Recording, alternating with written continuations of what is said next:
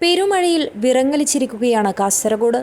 3 ദിവസങ്ങളിലായി തുടരുന്ന അതിശക്തമായ മഴ ജില്ലയുടെ വിവിധ ഭാഗങ്ങളിൽ വലിയ രീതിയിലുള്ള നാശനഷ്ടങ്ങളാണ് ഉണ്ടാക്കിയത്. കാലവർഷത്തെ തുടർന്ന് ഒരു ദിവസം 3 മരണങ്ങളാണ് ജില്ലയിലുണ്ടായത്. ബന്ദിയോട് കൊക്കച്ചാലിലെ സാബിത്തിന്റെ മകൻ മുഹമ്മദ് സുൽത്താൻ, പുത്തികെ ബാഡൂർ ചേവയിലെ മുഹമ്മദിന്റെ മകൾ ഫാത്തിമ ഹിബ, കൂഡ്ലു ഗംഗൈ റോഡിലെ ഗണേഷ് നായിക്കിന്റെ ഭാര്യ ഭവാനി എന്നിവരാണ് വെള്ളത്തിൽ വീണ് മരിച്ചത്.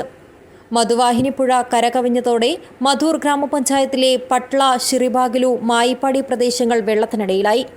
വീടുകളിൽ വെള്ളം കയറിയതിനെ തുടർന്ന് പട്ളയിൽ നിന്ന് 15 കുടുംബങ്ങളെ കാസർഗോഡ് അഗ്നിരക്ഷാസേനയുടെ സഹായത്തോടെ സുരക്ഷിത സ്ഥാനങ്ങളിലേക്ക് മാറ്റി. ഷിറിബാഗുലുവിലെ മിക്കയിടങ്ങളിലും വെള്ളക്കെട്ട് രൂപപ്പെട്ടു. മധൂർ ക്ഷേത്രവും പരിസരവും വെള്ളക്കെട്ടിലാണ്. കനത്ത മഴയിൽ ജില്ലയിലെ പല പ്രദേശങ്ങളിലും വെള്ളം കയറിയതോടെ നിരവധി കുടുംബങ്ങളെ മാറ്റിപ്പാർപ്പിച്ചു. വെസ്റ്റലേരി പറമ്പ ഗവൺമെന്റ് LP സ്കൂളിൽ ഒരു ക്യാമ്പ് ആരംഭിച്ചു.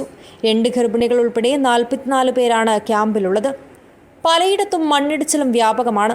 ദേശീയപാതയിൽ ചെർക്കള ബേവിഞ്ചിയിൽ മണ്ണിടിഞ്ഞതിനെ തുടർന്ന് ഏർപ്പെടുത്തിയ ഗതാഗത നിയന്ത്രണം ഇപ്പോഴും തുടരുന്നുണ്ട്.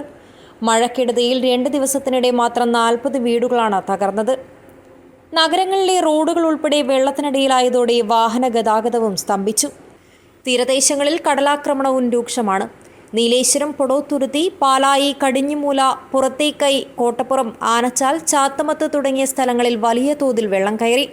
പൊടോത്തുരുത്തിയിൽ 120 വീടുകളിലാണ് വെള്ളം കയറിയത്. കാസർഗോഡ്, കുമ്പള, മഞ്ചേശ്വരം തീരപ്രദേശങ്ങളിലും